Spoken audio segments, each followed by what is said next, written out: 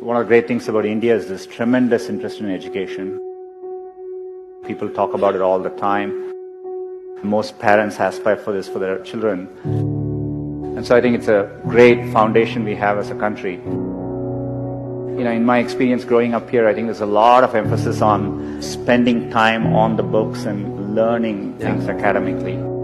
I think there's a lot of pressure to follow set lanes throughout your career. You're in high school, you're thinking about college. A lot of times when I was younger, people would say, this person didn't get into this college or something, and that's the end of the road. I mean, life is so different from that. I get surprised people start preparing for IIT in their 8th grades. That's a bit shocking to me.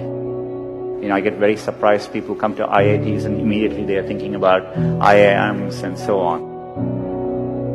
The US, for example, most students don't choose their majors till their final year. So people explore different things and find what they're really passionate about. The way I dealt with these things was try and feel what I really enjoy doing and pursue that.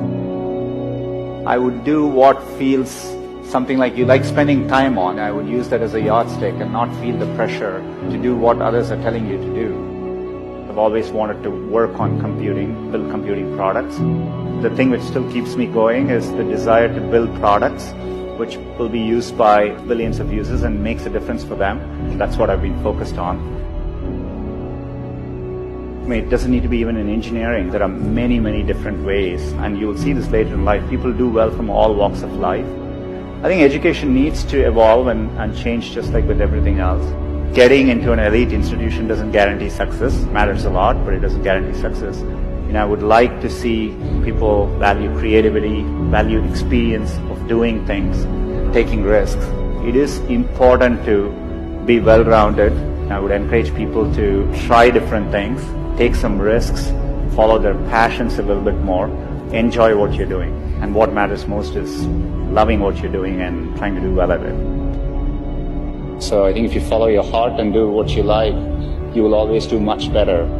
It's worthwhile taking risks and trying to do something you're really excited by. And if the first attempt you don't do it, you can try again and, things tend to work out in the long run.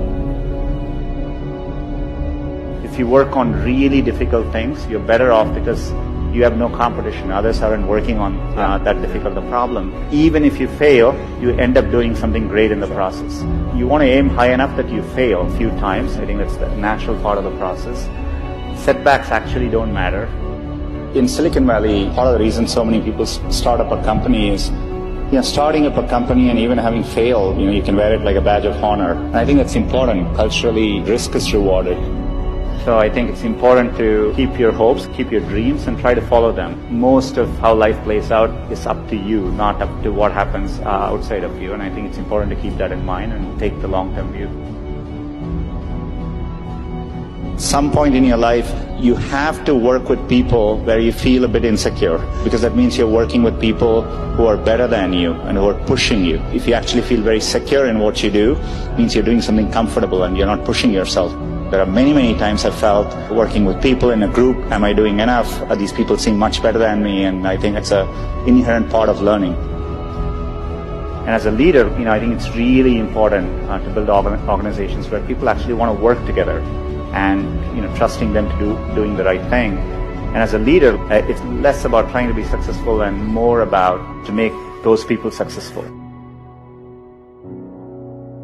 I'm absolutely, with full certainty convinced that India will be a global player in the digital economy, and it'll be competitive with any country in the world.